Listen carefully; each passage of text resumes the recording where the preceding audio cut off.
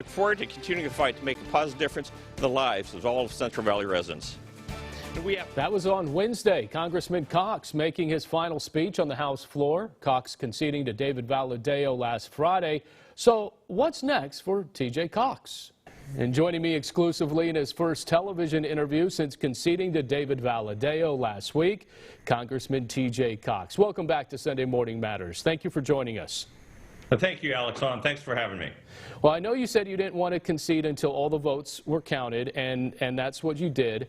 Did you ever consider a recount? Yeah, we sure did. There was lots of discrepancies about mismatched ballots, signatures, and so on. And so we wanted to make sure that all the votes were counted, that everybody's voice was heard, and we certainly wanted to be able to have our powder dry and ready to go in case we wanted to do a recount. At the end of the day, we decided that we had the confidence in the vote. The voters had spoken. We came up a little short, but we'll regroup and consider our plans going forward.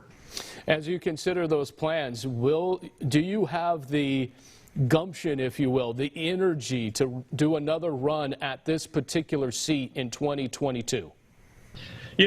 Absolutely. The fight never quits. The fight to make a difference never quits. And what I was doing before, trying to make a positive difference in the lives of the people of the 21st District and the Central Valley, it's what I was doing in Congress, and it's what I'm going to be doing, come January 4th.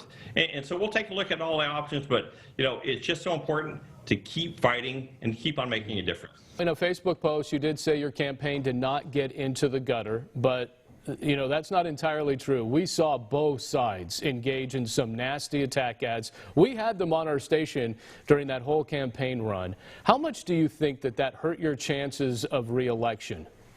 Well, I would disagree with you, Alex. The stuff that we put out was absolutely factual. It wasn't making these spurious claims about, the worst guy in Congress or this or that, or, this idea that I hadn't paid my taxes when I already did. And I tell you what, the other side, as you know, they've got a different set of principles than we do.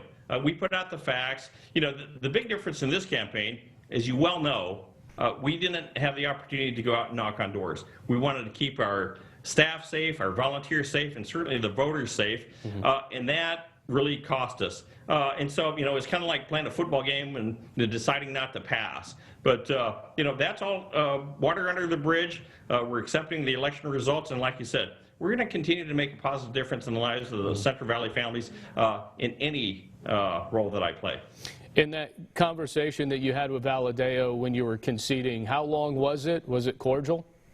Oh, it's certainly very cordial. And, really what it's about is that, we're handing over the office and our casework, and we want that to be as seamless as possible. Our office was really known for its professionality, our capability, and our responsiveness, really with respect to our constituent work, and that is all lined up perfectly so he can just, his office and his staff can take that and move forward with that.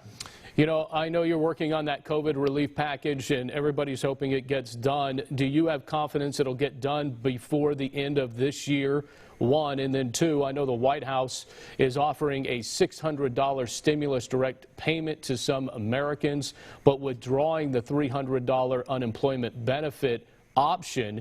Are you in agreement with that? Will you sign off on that?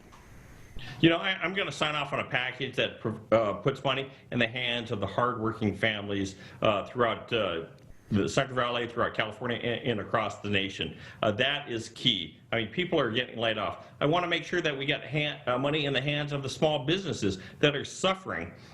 We have to do something.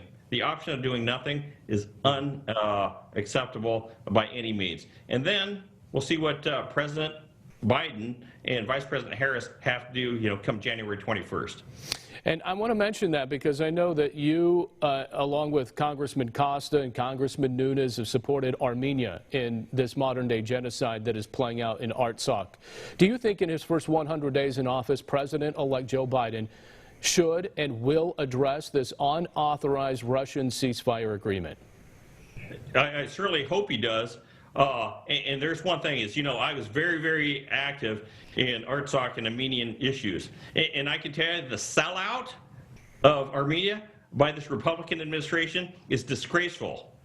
We were nowhere to be found when Azerbaijan, right, was waging war on Armenia and Artsakh there. And for them to be able to win that without any input from the United States, I think, once again, was disgraceful. Congressman T.J. Cox, hey, we appreciate you coming on Sunday Morning Matters. Happy holidays to you. Likewise, Alexon, happy holidays to you as well. And for Sunday Morning Matters Overtime, check out the digital extra on yourcentralvalley.com, where Congressman Cox addresses the reports of not paying his taxes and the mudslinging during the campaign. Still to come, the city of Fresno officially names its new top cop. He's an outsider from Oklahoma City, so why did he want to come all the way to Fresno? His answer may surprise you. One-on-one with the new police chief.